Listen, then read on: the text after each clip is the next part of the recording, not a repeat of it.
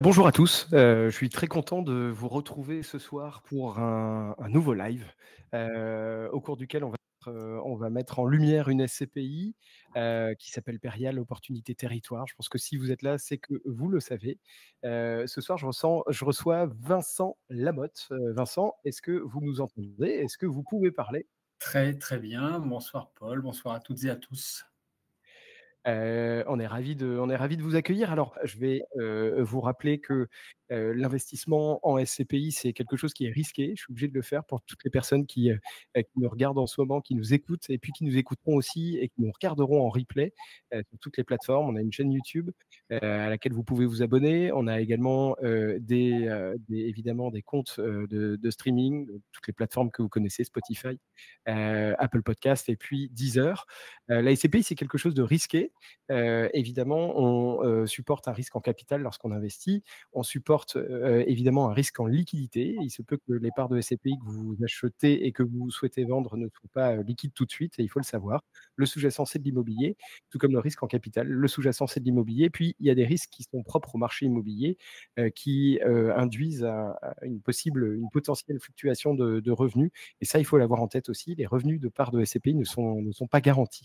Et puis évidemment, lorsque vous vous engagez dans les parts de SCPI, vous vous engagez sur, du long terme. Encore une fois, le sous-jacent, c'est de l'immobilier, donc on est, heu, on est censé évidemment, on est censé investir sur 10 ans minimum, fortement conseillé. Ça peut être moins, mais il y aura vous aurez des problèmes et puis, des problèmes potentiels et puis ça peut être plus aussi et c'est ce qui est conseillé. Il y a un risque lié à l'endettement aussi, je le rappelle à chaque fois, si vous vous endettez pour acheter des parts de SCPI, heu, lorsque vous contractez un emprunt, eh bien, cela vous engage. Voilà. C'était pour les risques, des SCPI, c'est important de le rappeler. Hem Ce que je vous propose, aujourd'hui, simplement en 45 minutes, donc le temps file déjà, j'essaye d'augmenter le débit. Bon, premièrement, je vais vous rappeler rapidement pourquoi choisir France SCPI. On va faire un petit point marché et puis surtout après je vais laisser la parole à Vincent Lamotte qui va nous parler de Perial Opportunité Territoire. Moi, j'ai plein de questions, peut-être des questions un peu piquantes, donc j'ai hâte de les poser. Je suis pas là évidemment pour enjoliver les choses. On est là pour se dire, la vérité et puis pour parler des produits, c'est hyper intéressant et comprendre pourquoi il y a peut-être un intérêt à investir sur, Perial Opportunité Territoire. Les questions-réponses, pour ceux qui viennent, de manière récurrente sur nos lives, vous savez que c'est pas un quatrième point, vous pouvez les poser tout de suite, au cours du live, il y a aucun problème et au contraire, ça donne de l'interaction et ça me permettra de soit poser la question, soit d'y répondre, tout simplement. Alors, je vais passer rapidement sur France SCPI. On est une équipe, qui est certifiée AMF, donc qui fait qu'on ne peut pas, dire, n'importe quoi et faire n'importe quoi avec nos clients. On a un statut de CIF, de conseiller en investissement financier et on est disponible tout le temps par téléphone ou par email et sans limite de temps. Alors je crois on a fondé on a réussi à compiler une stat, Vincent, qui est intéressante, qui est que en moyenne, on passe 3 heures avec, chaque personne qui nous contacte, chaque prospect, en moyenne 3 heures avec lui, avant qu'il ne devienne client. Voilà, donc ça, c'est intéressant et je crois que les autres, ne passent pas autant de temps, les autres plateformes, les autres sites internet. C'est intéressant. Il y a une souscription 100 digitale, on peut investir en quelques clics. On a des outils évidemment, qui sont performants, mais je ne veux pas vous dire le contraire, mais c'est des outils qu'on a mis du temps à façonner. On a compilé beaucoup de données et puis ça permet d'analyser et de suivre vos investissements et le dernier mot pour la fin, on est la plateforme, préférée, plateforme SCPI préférée des Français. On a 4,9 sur 5 sur Trustpilot, donc c'est la meilleure note qu'on puisse avoir. Il n'y a pas d'autres sites qui nous dépassent et on est très fiers de ça et on bosse dur pour ça. Et il y a plus de 200 millions d'euros investis par notre intermédiaire depuis 2015. Ceci étant dit, qu'est-ce qui s'est passé sur le marché sur ces 3 premiers trimestres? Donc, vous voyez, j'avance à un rythme effréné et encore une fois, vous avez le droit de me couper, vous avez le droit de me poser des questions, comme je le ferai avec Vincent Lamotte. Alors, qu'est-ce qui s'est passé sur ce marché au cours de ces 3 trimestres? On remarque qu'il y a évidemment une tendance à la hausse de la collecte. Puisqu'on atteint en 3 trimestres, alors c'est un minimum, vous allez me dire, en 3 trimestres, on atteint le niveau de collecte nette de la collecte de l'année précédente, donc 2024. On était à un point bas. Donc enfin, on a l'impression que les SCPI, les sociétés de gestion respirent et puis les épargnants redécouvrent l'intérêt des SCPI. C'est vrai qu'il y a eu pas mal d'attentisme. Alors cette baisse qui passe de 10 milliards d'euros de collecte à 3,2 milliards, alors c'est pas parce que il y a qu'un des intérêts, c'est aussi parce que les 10 milliards d'euros qu'on avait en 2022, c'est le résultat d'une épargne Covid qui a été un peu mise en attente avant d'investir. Et donc, c'est pour ça qu'il y a eu un gros flux de collecte. Et puis après, évidemment, ça a baissé pour toutes les raisons qu'on connaît, notamment la crise inflationniste et l'augmentation des taux qui a fait lever le pied aux épargnants. Retour des épargnants donc sur cette classe d'actifs, 3,2 milliards d'euros. C'est pas encore l'année record, mais en tout cas, on sent une appétence qui est de plus en plus forte. Si je continue donc sur le point marché, donc pour ces 3 trimestres, nous, quand on compile les dividendes versés par SCPI, on obtient une moyenne sur ces 3 trimestres qui est de 4,68 %. Donc on se rend bien compte ici, quand on remonte 40 ans en arrière, et c'est peut-être ce dont on parlera aussi avec Vincent Lamotte, quand on regarde 40 ans en arrière, on se rend compte que malgré les crises, malgré les turbulences, parfois fortes, parfois très fortes, les SCPI ont toujours fourni entre, en moyenne évidemment, plus 8%. Alors une fois, elle l'a dépassé, mais en moyenne, plus 8% et jamais en dessous de 4%. Donc on est dans une sinusoïde, je le répète tout le temps, certes, mais qui est en tout cas dans une bande passante qui est extrêmement rassurante.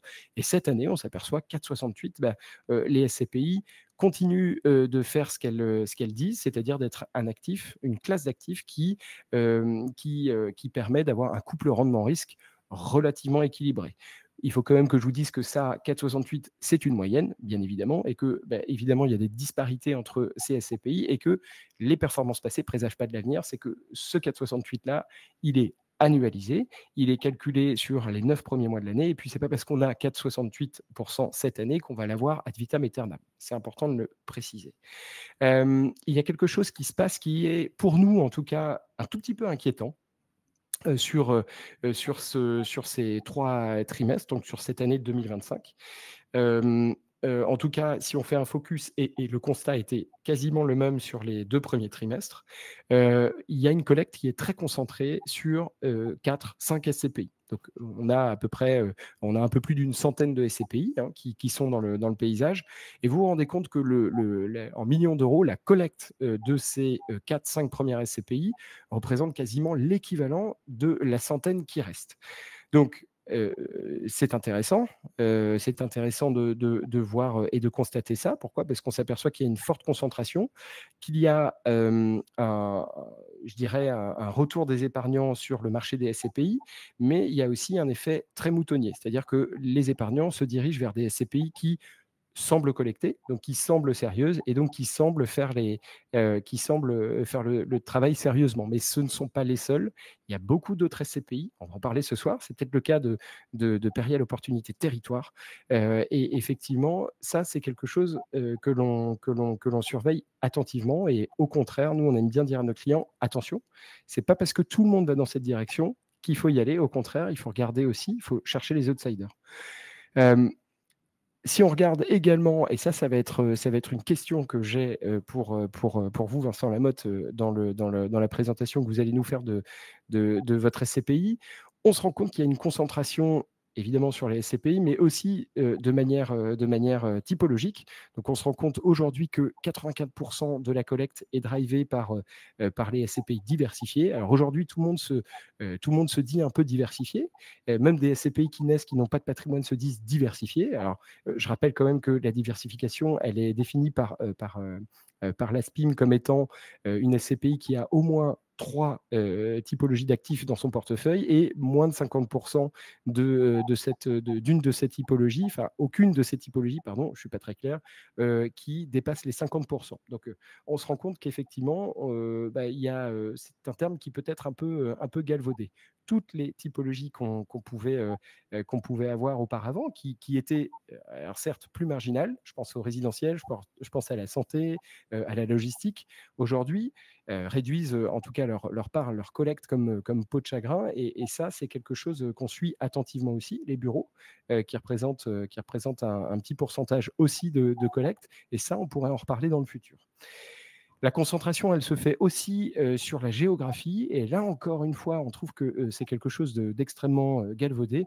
Aujourd'hui, on comprend l'intérêt, les épargnants comprennent l'intérêt aussi d'aller sur les SCPI dites européennes, qui investissent en France, mais en tout cas majoritairement en Europe ou exclusivement en Europe. On se rend compte qu'il y a un argument très fiscal là-dedans, qui fait que on investit pour des raisons de fiscalité adoucie. Nous, chez France SCPI, on trouve que c'est un bon argument, mais ça ne doit pas être le seul argument pour lequel on investit. Et donc, probablement que dans ces SCPI européennes, il y a des SCPI qui se targuent de permettre d'avoir une fiscalité adoucie à leurs épargnants, mais peut-être que ce n'est pas à bon escient, ou en tout cas, peut-être qu'il y a des choix qui sont faits de manière un peu non raisonnée, je dirais. Voilà ce que je voulais vous dire sur le point marché. Vous voyez, c'était très rapide. Et dans le même temps, je veux laisser le maximum de parole à Vincent Lamotte. Moi, j'ai la première question que j'ai, Vincent, c'est est-ce que chez Perial, vous appelez Perial Opportunité Territoire POT? Est-ce que c'est son petit nom entre vous? Tout à fait. Ok. On l'appelle POT, tout à fait. Merci beaucoup, Paul. Merci beaucoup. Alors, groupe Perial, je ne sais pas si je vais faire une présentation rapide, mais on est une société de gestion très historique. On fait partie des 2 premières sociétés de gestion de la place, globalement. Et quasiment les premières SCPI lancées, ça a été une SCPI gérée par le groupe Perial. Donc aujourd'hui, on gère un petit peu moins de 6 milliards d'actifs immobiliers, donc vraiment immobiliers, principalement en SCPI. Autour de 60 000 investisseurs, 60 000 clients qui nous font confiance. Donc, c'est extrêmement important. Donc, ça veut dire aussi qu'on a beaucoup de clients retail. C'est principalement une société de gestion retail.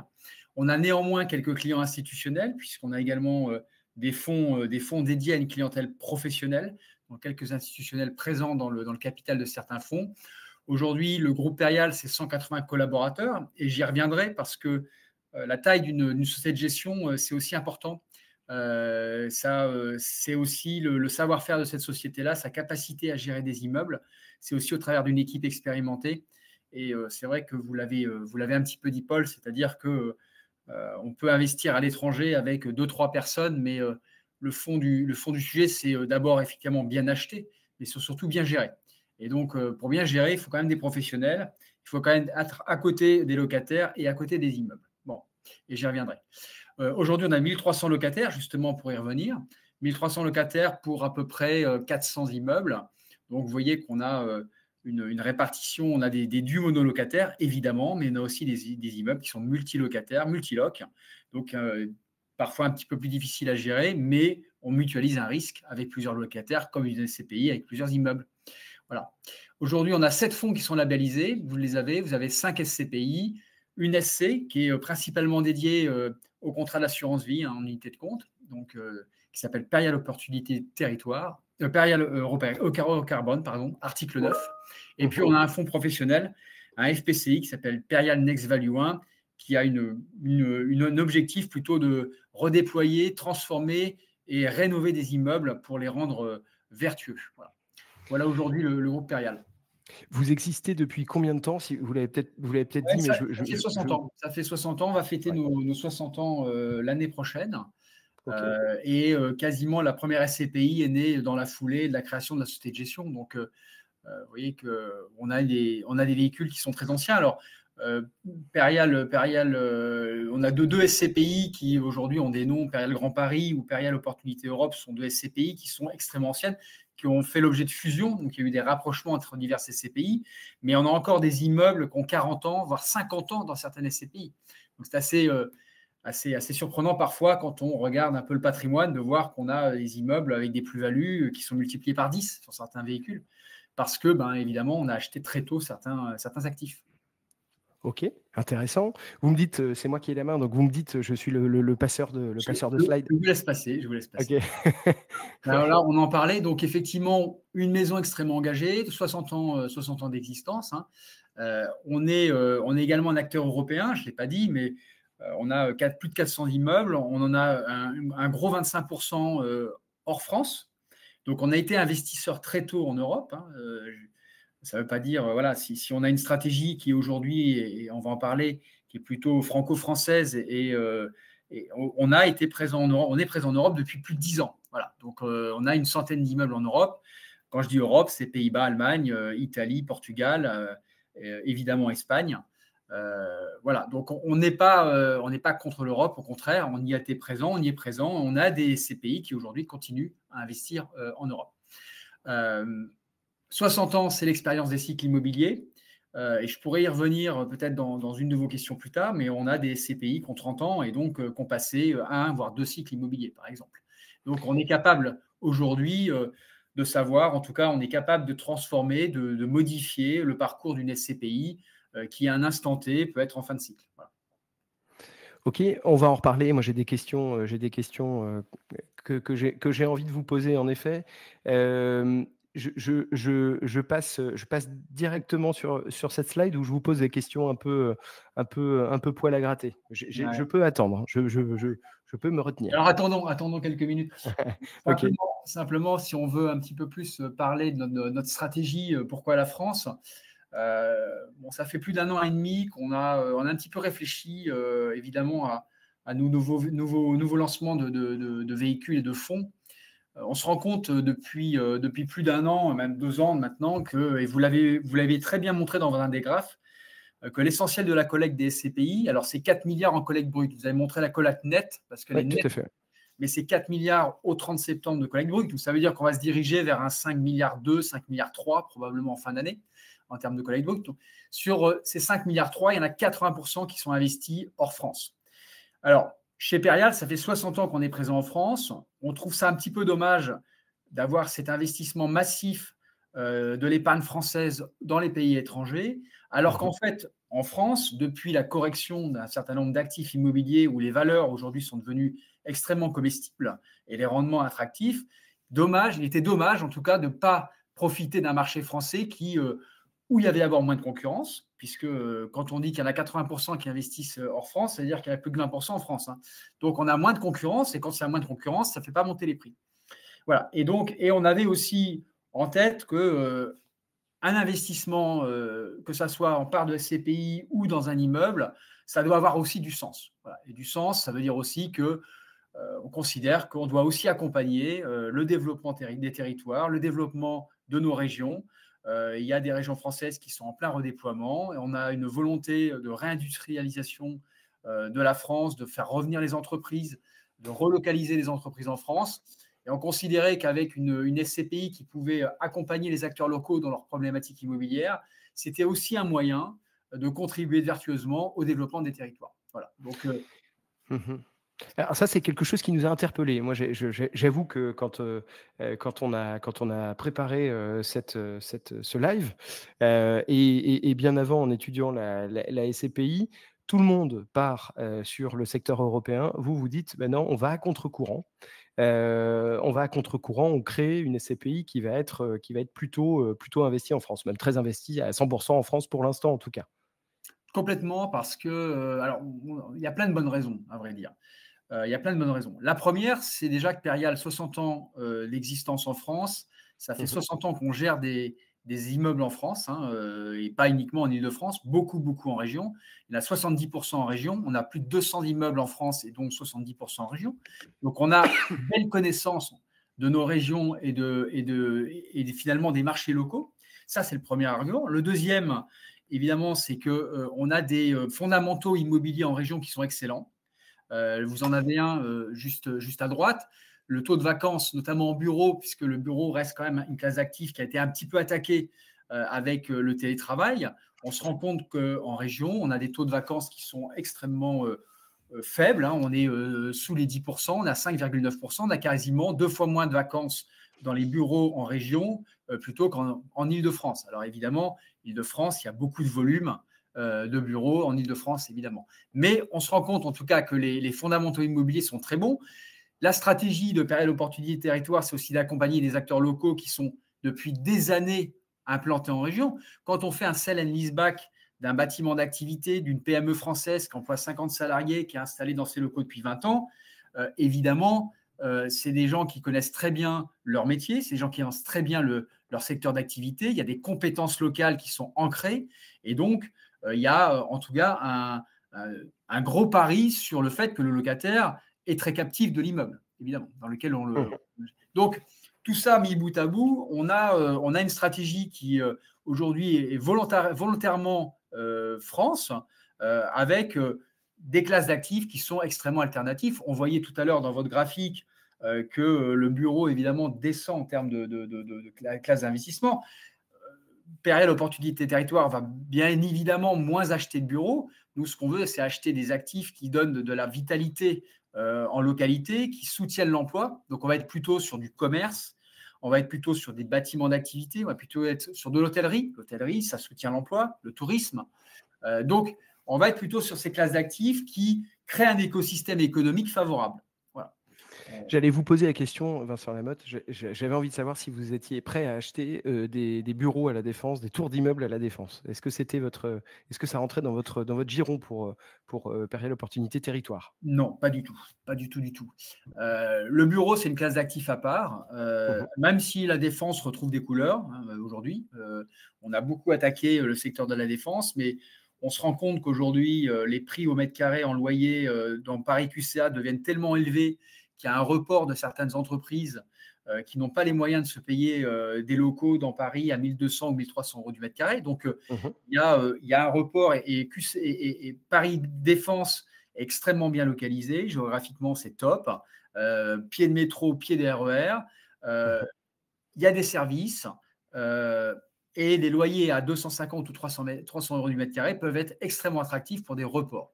Mais ça n'est pas la stratégie de période opportunité territoire, encore une fois. Ce qu'on veut, nous, c'est des actifs dont les locataires sont captifs. Okay. Un bureau, le locataire n'est pas captif. Son bail est à échéance, il peut très bien déménager en face et quelque part, ça lui coûte le déménagement.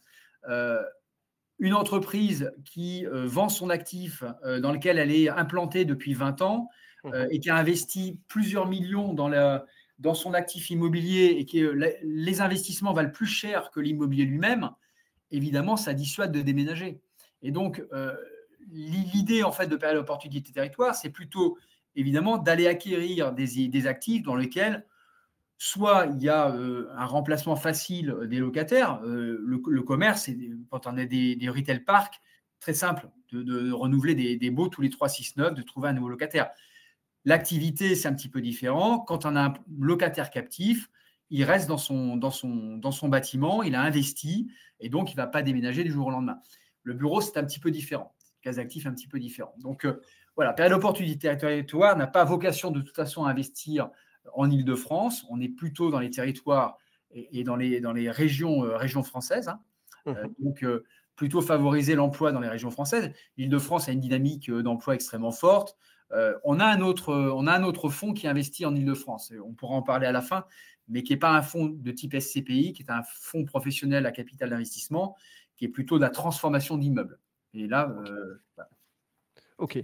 Voilà. Je poursuis. Ce dont on se rend compte, Paul, aussi, c'est que l'attractivité France, elle n'a pas été uniquement identifiée par Perial. Récemment, Blackstone a mis la main sur un portefeuille de 2,3 milliards d'euros auprès de Prodreed, qui est un gros acteur du light, ce qu'on appelle le light industrial. 2,3 milliards sur 500 lignes en France. Donc, si Blackstone vient commencer à faire ses courses et ses emplettes sur 500 lignes de bâtiments d'activité en France, c'est qu'il y a une attractivité. Voilà, on n'est pas tout seul à avoir un peu identifié cette opportunité-là. Non, vous avez raison, mais je remarque en tout cas, nous, on a l'habitude de discuter avec toutes les sociétés de gestion, essayer de comprendre leur stratégie, ou en tout cas ce qu'elles nous diffusent, et on se rend bien compte qu'aujourd'hui, il y a un mouvement qui est extrêmement fort, mais qui répond à l'attente des épargnants, d'investir hors des frontières françaises. C'est un peu le diable, la France aujourd'hui. Et nous, on se dit qu'au contraire, y aller, ça peut être une opportunité assez incroyable. Il y a des SCPI, il y a des SCPI qui font partie de celles qui collectent beaucoup, qui commencent à revenir en France. Et pour nous, et ça, c'est intéressant. C'est un signe qu'on avait déjà identifié, mais ça confirme, et ce que vous dites confirme encore plus l'intérêt pour la France. Mais il faut avoir envie d'y aller, alors que la demande est plutôt européenne. N'hésitez pas à nous poser vos questions là-dessus, si vous avez, ou des remarques, si vous avez vous aussi, soit investi sur des SCPI qui investissent en France ou investi sur des SCPI européennes. Ouais, on peut peut-être avancer, hein. Allons-y. Voilà, donc quelques fondamentaux sur l'immobilier. Je disais que ça faisait partie évidemment de l'attractivité de la France, c'est que les fondamentaux, notamment sur la logistique et l'activité, qui sont des cœurs de cible de Périal Opportunité Territoire avec le commerce, les fondamentaux sont excellents. Vous voyez que les taux de vacances en région sur cette typologie d'actifs sont plutôt faibles. Et puis, on a un marché qui reste extrêmement actif sur ces classes d'actifs, quoi. D'accord, donc vous seriez, en effet, on identifie des villes, des métropoles régionales où il y a très peu de vacances, à part à Lille, où on remarque des vacances. Vous allez plutôt dans ces, ou en tout cas vous visez d'aller dans ces métropoles régionales, donc tout l'arc atlantique? Oui, tout à fait. Alors, sur la partie activité, on va évidemment là où sont nos clients, c'est-à-dire que Mmh. si on identifie des entreprises qui souhaitent externaliser leur patrimoine immobilier, évidemment, on va se localiser là où sont implantées les entreprises. Le Mmh. commerce, évidemment, on a des analyses extrêmement fines sur la partie commerciale. On a fait l'acquisition, on en parlera tout à l'heure, pour Périal Opportunité Territoire aujourd'hui de 2 sites plutôt commerce. Même si on regarde pas mal d'activités aujourd'hui, on a plutôt acheter en priorité des sites de commerce avec des rendements extrêmement attractifs et dans des zones commerciales qu'on connaît déjà. C'est-à-dire que Périal Opportunité Territoire a acheté aujourd'hui 2 sites de commerce dans des zones commerciales extrêmement dynamiques, connues de Périal pour y avoir déjà des actifs, en fait. Mmh. Donc, c'est ça l'avantage aussi de capitaliser sur sa connaissance des marchés locaux.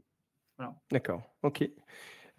Je poursuis la présentation, et je vous laisse la parole. Bien sûr. Alors aujourd'hui, on a plusieurs critères, hein. Aujourd'hui, investir en France et dans les territoires français, d'abord, c'est du sens. C'est ce qu'on appelle le volontarisme économique. On souhaite, avec Périal en tout cas, et avec ce fonds, on souhaite avoir une pérennité de stratégie. Euh, Mmh. je rappelle simplement, voilà, vous l'avez très bien dit en introduction, une SCPI, c'est 10 ans minimum de détention. On ne fait pas une SCPI pour investir et faire de la plus-value, hein. On fait de la SCPI pour toucher du rendement et revendre à une échéance avec une plus-value, en espérant une plus-value. Mais le facteur clé de succès, c'est le rendement. Donc, ça veut dire aussi qu'il faut acheter de la pérennité. Il faut acheter de la stratégie de pérennité. Quand on parlait Europe, on voit beaucoup de. Je trouve que l'engouement aujourd'hui européen était extrêmement excessif. 80, vous avez montré votre graphe, 78 à 80% aujourd'hui de la collecte est investie en Europe. La vraie question, c'est la pérennité. Quelle est la stratégie réelle de ces fonds?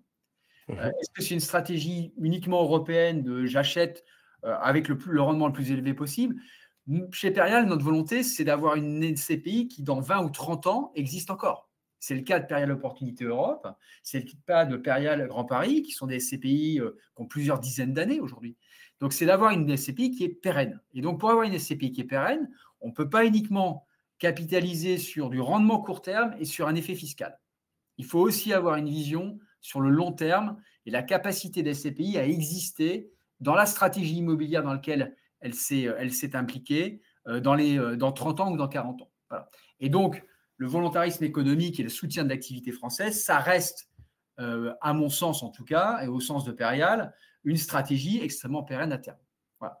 Les opportunités, elles existent aujourd'hui. Et puis, plus globalement, il y a un effet aujourd'hui de dynamisme volontarisme local, avec un certain nombre, je dirais, de plans ou de programmes de soutien avec France 2030, Territoire d'industrie, il y a eu France Relance aussi, qui sont des programmes où il y a une volonté du gouvernement de relocaliser les entreprises en France. Voilà. Alors, donc, nous, quand on parle, et je vais vous poser une question un peu provoque. Nous, quand on parle de Perial, quand on nous demande, nos clients, pardon, d'expliquer qui est Perial. Donc, Ouais. en effet, on explique que c'est une société de gestion qui a un historique qui est fort, qui est un des plus gros historiques finalement, quasiment du marché, qui a une volonté de pérennité, et on nous dit: ah ouais, alors attendez, cette pérennité-là, je suis pas sûr de bien comprendre parce qu'ils ont des fonds, qui, certes ont été créés il y a quelque temps maintenant, mais qui ont dévalorisé leur prix de part il y a quelque temps. Alors moi, je comprends ce qui s'est passé. Est-ce que vous voulez bien m'expliquer ce qui s'est passé, ou expliquer pour les gens qui nous écoutent, qui nous regardent, ou qui sont en replay? Alors, effectivement, vous avez tout à fait raison. Et là, je reviens sur l'histoire de Perial. Perial accompagne les grandes tendances en France. Et la grande tendance, il y a 40 ans, c'était la tertiarisation de la France. Mmh. Et quand on dit tertiarisation, ça, on entend bureau, évidemment. Ça, c'est assez mécanique. Le bureau a été une classe d'actifs qui a été extrêmement sollicitée, qui est très majoritaire dans beaucoup de fonds aujourd'hui, parce que quand on dit diversifié, quand on regarde beaucoup des SCPI diversifiés, il y a 40-45% de bureaux dedans, souvent. Mmh. Mmh. Mais peu importe. Donc, pendant 30 ans, on a accompagné évidemment le développement de la tertiarisation en France. On a acheté du bureau. Mmh. On a eu évidemment l'effet Covid qui a mécaniquement, il y a eu deux enjeux particuliers liés à l'effet Covid. Le premier, c'est qu'il y a le télétravail qui est arrivé de manière très massive. Et le deuxième, vous en avez parlé, c'est l'inflation et la hausse des taux d'intérêt. Mmh. Et donc, intrinsèquement, les actifs immobiliers sont très bons. Simplement, il y a eu un premier effet, c'est que certaines entreprises ont libéré quelques espaces, puisque le télétravail a libéré des mètres carrés. Et donc, il y a eu, c'est comme tout effet balancier, c'est-à-dire que quand il se passe un événement, il y a un effet extrêmement fort d'un côté. Donc, on a beaucoup de télétravail, il y a eu beaucoup de télétravail et pas mal de libération. Et puis, petit à petit, on se rend compte que cette libération et ce télétravail revient en arrière. On a plutôt aujourd'hui des mètres carrés qui se remplissent. Donc, c'est l'effet balancier, comme je le dis. Mais là, on est dans l'effet inverse. On commence à revenir en arrière, mais voilà, c'est long. Ça, c'est le premier effet. Donc, effet balancier, libération d'espace, et aujourd'hui, on revient un petit peu en arrière. Et puis, le deuxième effet, c'est l'effet valorisation, qui est un effet purement mécanique, puisque la hausse des taux d'intérêt a mécaniquement fait chuter la valeur des immeubles, alors que les loyers, pour certains, n'ont jamais bougé. Hein. Mais mécaniquement, ça fait chuter la valeur des immeubles. Alors pourquoi ? Simplement parce que quand on achète un immeuble, on achète sur un taux sans risque plus une prime de risque. Quand le taux sans risque est à 0 ou 1% et que la prime de risque est à 2%, on achète à 3,5-4%. Simplement, si le taux passe de 1 à 4%, vous voyez que si vous gardez une prime de risque à 200, vous arrivez à 6%. Donc, mécaniquement, quand vous divisez un loyer par 6%, eh ben, ça vaut bien moins cher qu'un loyer qui divise par 3%. OK, intéressant, et merci pour cette réponse claire. Je note quand même, et je suis obligé de préciser, que les SCPI dont on parle, qui sont les SCPI historiques, elles ont dévalorisé de 15-16 %. Oui. Ce qui dans l'immobilier finalement est peu, et nous, c'est ce qu'on s'évertue à expliquer à nos clients, c'est que, quand on a une dévalorisation dans l'immobilier, c'est normal. On fait face à des cycles, et c'est pour ça qu'on investit sur le long terme. Et par ailleurs, et vous venez de le dire, c'est important de le souligner, c'est pas parce qu'on a une valorisation qui baisse que les dividendes baissent. Et en effet, c'est ce qui s'est passé. Je note aussi, et c'est ce qu'on précise à nos clients, que vous avez été les premiers à dévaloriser. C'est-à-dire que vous avez été précurseur. Alors, je ne sais pas s'il faut l'exprimer comme ça, mais en tout cas, vous avez été les premiers à prendre le taureau par les cornes et à agir directement pour pour pas s'enliser dans une situation. Ça, je trouve ça louable. Il y a plein de SCPI, plein de sociétés de gestion qui n'ont pas agi, très rapidement pour continuer à collecter finalement, et qui aujourd'hui se trouvent un peu dans la panade avec des valorisations parfois, pouvant aller jusqu'à 50. Donc ça, je trouve ça important de le préciser aussi, pour mettre l'église au milieu du village, comme on Tout à dit. fait. Et on a fait une seule dévalorisation, c'est-à-dire que celle qu'on a faite, qui était en septembre 2023, on l'a faite évidemment de manière importante, avec l'idée de ne pas revenir sur le marché avec des baisses de valeur tous les ans. Mmh. Et c'était notre volonté, c'était de le faire en premier parce qu'on voulait, on voulait être transparent. Mmh. L'AMF quand même indique que s'il y a un indice de perte de valeur, il faut l'acter dès qu'on le connaît. Ce n'est pas 6 Ouais. mois plus tard. Et donc, nous, on a toujours été droit dans nos bottes, c'est-à-dire on a toujours vraiment respecté la réglementation au pied de la lettre. Donc, on l'a fait. Évidemment, ça nous a coûté, hein, parce que, comme vous l'avez très bien dit, le filet de collecte de l'année 2023 et 2024 n'ont pas été captés par ces deux SCPI qui, évidemment, ont baissé leur valeur de part avant tout le monde. Maintenant, et pour rebondir sur votre première question, c'est cyclique, c'est-à-dire qu'on a des baisses de valeur de part qui ont été mécaniques, qui sont liées au taux d'intérêt. Mmh. Donc, les taux d'intérêt aujourd'hui sont encore un peu élevés, se contractent de manière très faible, mais évidemment, ils vont continuer à baisser tranquillement. On a un très gros travail d'asset management aussi, puisque, comme je l'ai dit, le Covid a changé aussi la façon dont les locataires souhaitent l'usage de leurs biens, hein. Donc, Mmh.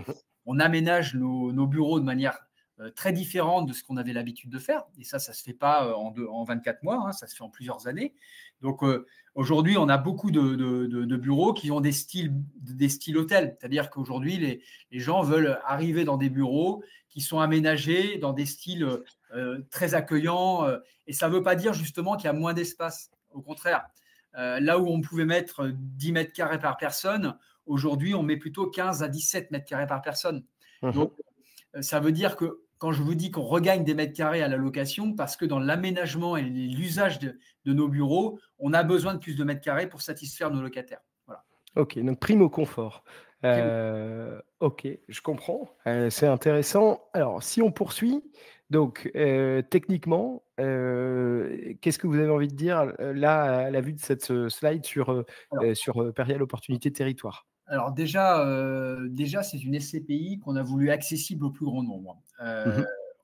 On a voulu une SCPI qui soit proche des gens, c'est-à-dire que Madame Michu, si elle existe, qui habite Bordeaux, Elle puisse existe? investir 50 € par mois, c'est-à-dire tous les mois, elle peut acheter une part de SCPI à 50 balles. Mmh. Comme on fait en assurance vie, par exemple, hein, on peut mettre 50 € en assurance vie tous les mois. Et donc, l'idée, c'était de pouvoir rendre accessible cette SCPI, pas à 250 ou à 300 € qui commencent à être des sommes importantes. Ouais. Ça, c'est le premier élément. Le deuxième, c'est qu'on a voulu une SCPI toujours accessible avec un dividende mensuel, ce qu'on n'avait pas dans la gamme Perial jusqu'à maintenant. Dividende mensuel qui peut être rapproché d'un crédit, hein, sur les parts de SCPI. Donc, c'est toujours plus agréable d'avoir le crédit qui tombe en face des dividendes.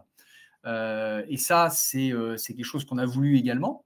Donc, Mmh. c'est une SCPI accessible qui délivre du dividende mensuel.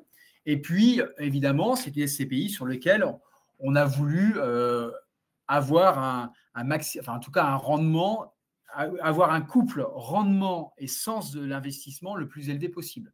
Donc, on Mmh. vise aujourd'hui avec cette SCPI-là un taux de distribution de l'ordre de 7% pour 2025. Et on a une volonté de collecter 15 à 30 millions d'euros par an pour le Mmh. moment. Ça veut dire que ce ne sont pas des gros montants. Ça nous permet d'acheter des sites entre 1 et 3 millions d'euros. Ce sont des petits sites très granulaires et qui nous permettent aujourd'hui de dérisquer rapidement la SCPI. Voilà.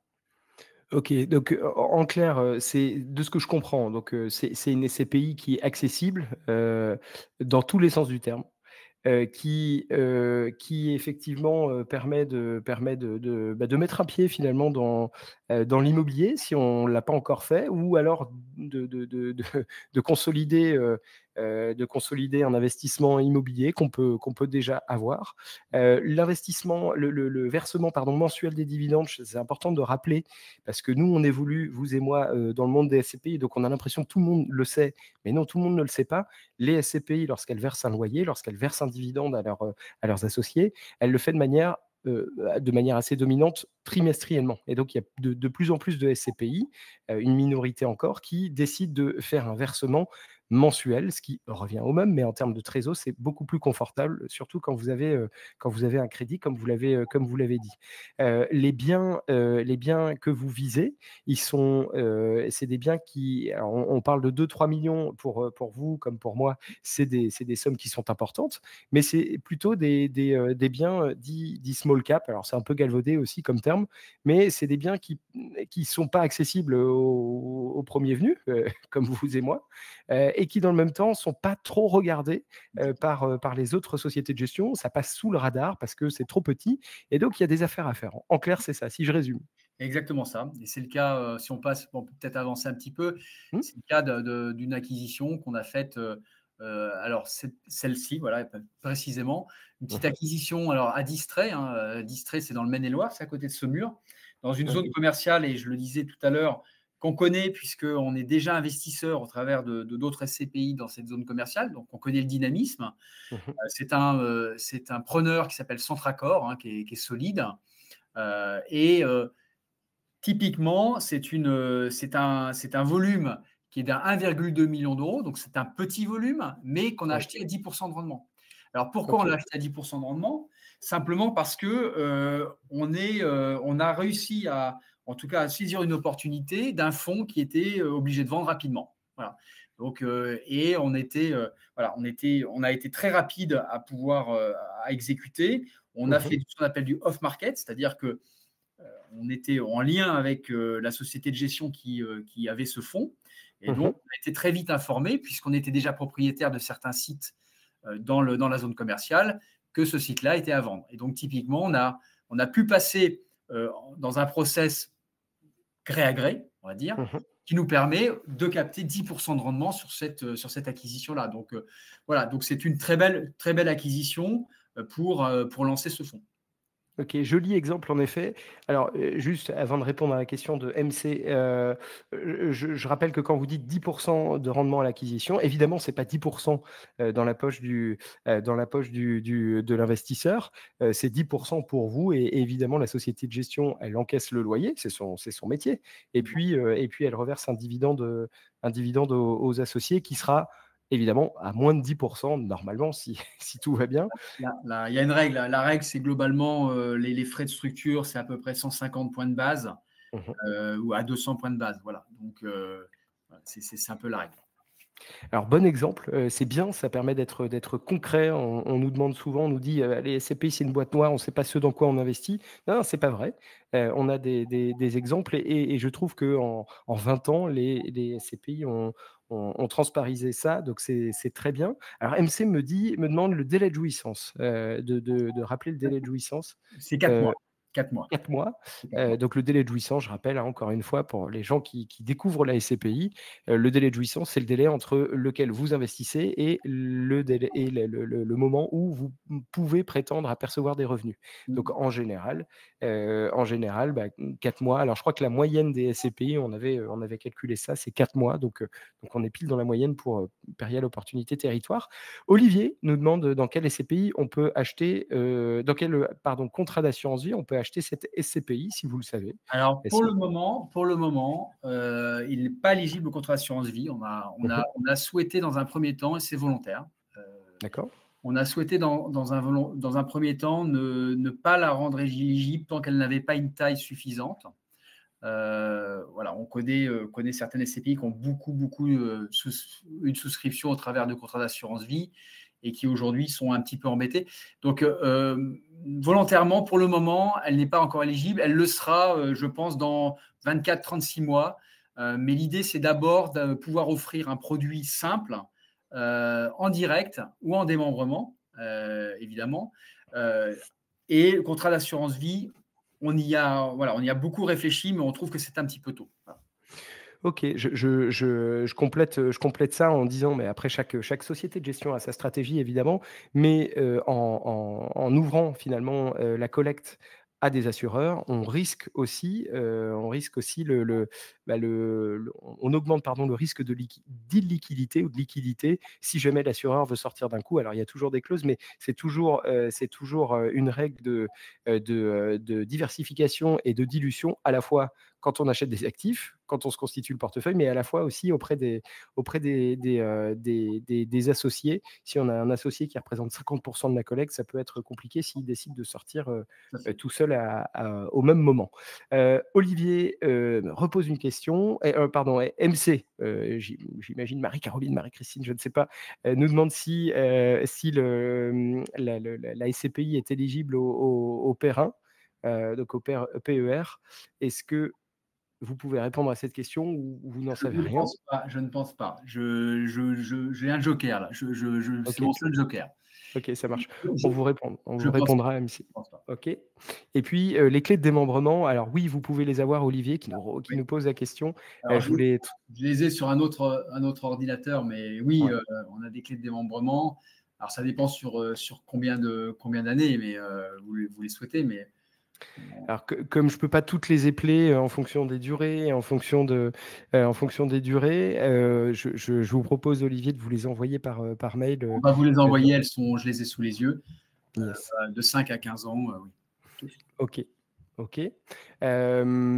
Super. On a encore une autre question de Jean-Pierre qui nous dit comment, et je suis très content que vous posiez des questions, c'est fait pour ça. Sinon on enregistre des vidéos qu'on poste sur YouTube, mais là, c'est ça qui est bien, c'est d'être en interaction. Alors, Jean-Pierre nous pose une question qui semble un tout petit peu technique. Comment faire pour acquérir l'usufruit seul, très performant, s'agissant d'une SCI à l'IS? Y a-t-il des accords entre Perial et France Valais? Donc, c'est quelqu'un qui s'y connaît, qui écume l'usufruit sur le marché dans une position de quasi-monopole contraire au principe de libre concurrence. Alors là, Ouais, alors là, nous, on est sur une SCPI, hein, on n'est pas sur une SCI à l'IS, hein, ici, là. Dans ce tout cas. à fait. Exactement. Exactement. Alors, évidemment, et ça, moi, Jean-Pierre, je vous inviterai à vous rapprocher d'un consultant France SCPI qui pourra essayer avec vous de trouver l'usufruit. Je comprends que ce soit frustrant, puisque vous avez des sociétés qui sont spécialisées dans l'usufruit. Je comprends que ce soit frustrant de ne pas pouvoir acquérir cela. On peut toujours avoir des enveloppes où on a de l'usufruit pour les particuliers, ou en tout cas des personnes qui veulent y investir. Donc ça, j'y reviendrai. Peut-être c'est intéressant aussi de parler, on parle de vos ambitions, de ce que vous avez envie de faire, de ce que vous êtes en train de construire, du portefeuille que vous avez. Mais ce qui intéresse aussi les épargnants, c'est évidemment le potentiel de distribution, la rentabilité enfin, l'objectif de rentabilité que vous vous fixez. Est-ce que ça, vous pouvez nous en parler? Oui, bien sûr. Alors, on a un taux de distribution cible potentiel pour 2025 de l'ordre de 7%, alors entre 6,80 et 7,20 ou 7,30, mais Oui. probablement atterrir à 7%. Mhm. Notre objectif, encore une fois, et c'est un peu l'expérience de Payal, c'est pas de vous afficher 9 ou 10% en 2025 pour vous dire que 2 ans plus tard, on est à 6%. C'est de partir sur un taux qui puisse être tenable au regard des opportunités, au regard du marché. Donc 7%, c'est un taux qui aujourd'hui est tenable. On a aujourd'hui 3 acquisitions. On en a une à 10, une à 10% de rendement, celle que vous avez vue. On en a eu à 9,53. Donc on pourrait très bien distribuer plus que 7%. Simplement, si on est raisonnable et si on veut de la pérennité dans la SCPI, il vaut mieux lisser la distribution et avoir un 7% qui est tenable. Voilà. Donc, 7%, ça nous semble tout à fait tenable. On a beaucoup de sourcing, on a beaucoup de petits sites. Comme vous l'avez dit, on est en dessous des radars en termes de concurrence. Donc, c'est plutôt agréable pour pouvoir en tout cas, pour acquérir. Maintenant, 7%, ça nous semble tout à fait envisageable. Alors, 7%, je rappelle que c'est un rendement, alors qui évidemment n'est pas garanti. Je comprends que c'est un taux de distribution, c'est énorme. On a un sérieux problème aujourd'hui d'appréciation, c'est-à-dire qu'il y a beaucoup de SCPI et elles se lancent, qui affichent des rendements, des taux de distribution pardon, qui sont supérieurs à 10%. Donc les épargnants aujourd'hui, et on échange avec eux évidemment, nous demandent des SCPI qui ont un rendement proche des 10%. Mais on leur dit attention, premièrement, ce n'est pas la normalité, et deuxièmement, ça ne va pas durer. Et quand on parle de 7% de distribution, c'est quelque chose qui est intéressant à notre avis et qui est un peu plus raisonnable, un peu plus tenable en effet que du 10-12%. C'est intéressant. On a calculé d'ailleurs, je vous précise ça, sur notre outil Perspective que vous pouvez avoir dès que vous vous connectez, dès que vous avez votre compte France SCPI. Vous pouvez le créer en quelques secondes. Il y a un outil qui s'appelle l'outil Perspective et qui donne le rendement de chaque SCPI. Évidemment, ce rendement, il est annualisé. Et donc, pour Perial Opportunity Territoire, comme pour toutes, on l'a calculé et on est, depuis la création, pour cette année, annualisé évidemment, on est au-delà des 8%. Donc, c'est quelque chose qui est intéressant. Je le dis, je pense que vous, Vincent Lamotte, vous ne pouvez pas le dire parce que ce n'est pas un taux de distribution officiel, mais moi, je le précise parce que c'est intéressant. Moi, ce que je peux vous dire, c'est que effectivement, si on vous promet du 10% sur un rendement de SCPI, ça veut dire qu'il faut acheter à plus de 12%.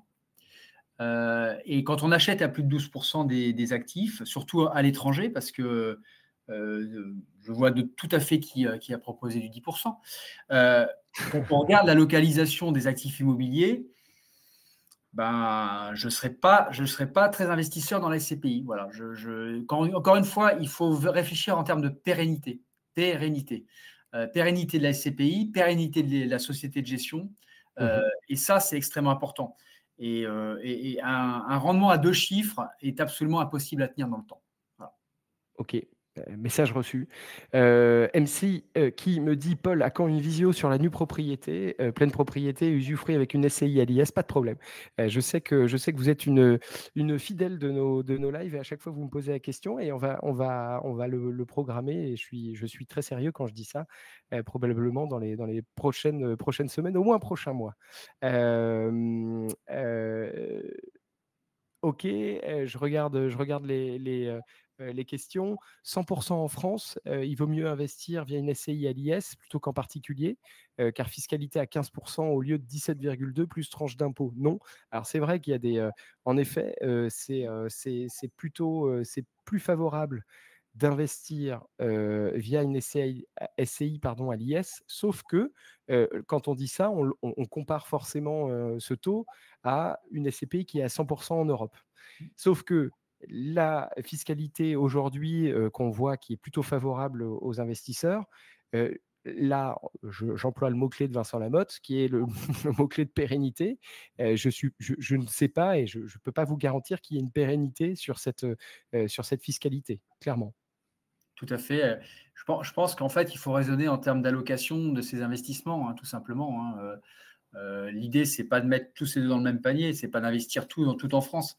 Il faut avoir un panachage et c'est pas mal d'avoir de la France parce que la fiscalité, encore une fois, l'avantage fiscal européen, on ne sait pas ce que ça va devenir. Je pense que tous nos auditeurs savent qu'on recherche quand même de l'argent, hein, le gouvernement cherche de l'argent, que les niches fiscales aujourd'hui sont rabotées dans tous les sens Oui. et que les décalages de fiscalité entre la France et l'Europe sur l'immobilier, je ne suis pas devin, mais en tout cas, je pense qu'il faut faire attention et pas compter dessus encore pendant des années. Voilà. Une fois que j'ai dit ça, je referme le chapitre et je pense qu'il faut aussi avoir d'investissement en France. Je pense aussi que l'investissement, ce n'est pas uniquement investir fiscalement, c'est aussi investir localement, c'est aussi se dire que voilà, qu'on investit à côté de chez soi. Bon, payer de l'impôt, ce n'est pas non plus scandaleux aussi. Voilà. Non, c'est une bonne maladie. Évidemment, on a toujours envie d'en payer moins, mais ça permet évidemment de contribuer. Et c'est exactement ce que dit MC. C'est un bon timing pour investir en France, je trouve aussi. Ça permet de diversifier, ça permet d'avoir en effet un portefeuille qui est dilué et qui n'est pas soumis au risque de changement de fiscalité inopportun ou même d'achat, d'acquisition de la part d'autres SCPI qui peuvent être faites de manière un peu opportuniste pour répondre surtout à la demande et pas forcément par des convictions. Tout à fait. Vincent, est-ce que vous avez envie de rajouter quelque chose? Non, ce que je voulais, simplement ajouter, c'est qu'effectivement, on a cette conviction en France, ça, encore une fois, je le redis, mais on a aussi des CPI qui investissent en Europe. Périal Opportunité Europe, aujourd'hui, c'est 6 de rendement et c'est quasiment 50 investis en Europe. Donc on n'a pas fermé l'Europe, évidemment, mais aujourd'hui, on pense que c'est le momentum de marché de revenir en France et on y revient au travers de cette SCPI, Périal Opportunité Territoire, mais également au travers de notre fonds professionnel qui s'appelle Perial Next Value 1, qui va également contribuer au redéveloppement de certains territoires, certaines zones, avec de la rénovation d'immeubles vacants, d'immeubles obsolètes pour les transformer. Donc, on a cette volonté de redynamiser certaines localités, que ce soit la région, que ce soit des zones urbaines qui souffrent aujourd'hui d'avoir des immeubles qui ne sont pas utilisés. Un immeuble qui est vacant aujourd'hui, c'est un immeuble, c'est une verrue dans une ville. C'est un immeuble qui ne génère pas de revenus pour les commerçants. Donc, voilà, c'est un peu notre stratégie aujourd'hui de se remettre et de redéployer l'investissement, en tout cas la collecte française en France. Voilà, tout simplement. Merci beaucoup. Moi, ce que je retiens et ce que je sais de Perial, c'est que vous êtes là depuis 60 ans et c'est pas pour rien. Vous avez été précurseur dans vos choix. Je pense notamment à PFO2, qui était la première SCPI verte dans les années 2000-2010. Je pense également aux choix drastiques, impopulaires que vous avez fait en dévalorisant les prix de part parce qu'il fallait le faire. Moi, ce que je retiens aussi, c'est qu'en revenant en France, vous êtes dans un mouvement qui va peut-être à contre-courant et qui est précurseur aussi, je l'espère. En tout cas, ce que je peux vous dire, Vincent Lamotte, donc vous êtes directeur général délégué de Perial AM, c'est que c'était un plaisir de vous recevoir. Je pense qu'on aura d'autres questions probablement, ça arrive souvent après. Vous pouvez nous les envoyer à contact@francescpi.com. Vous pouvez également nous appeler et on vous les transmettra si on ne sait pas y répondre. Vincent Lamotte, j'imagine que vous répondrez aussi aux questions si on vous les transmet. Avec grand plaisir. Avec grand plaisir. Je réponds à des questions tous les jours, donc avec grand plaisir. Génial, parfait. Merci beaucoup d'avoir été présent. Merci beaucoup de nous avoir écoutés, de nous avoir regardés en replay probablement aussi. N'hésitez pas à vous abonner à notre chaîne YouTube. Je le rappelle souvent parce que ça nous permet de faire du contenu de qualité. Ça nous permet d'avoir des invités qui nous parlent avec passion et puis avec compétence de leur sujet. Je vous dis à très bientôt. Merci Vincent. À très bientôt également. Bonne soirée. Au revoir.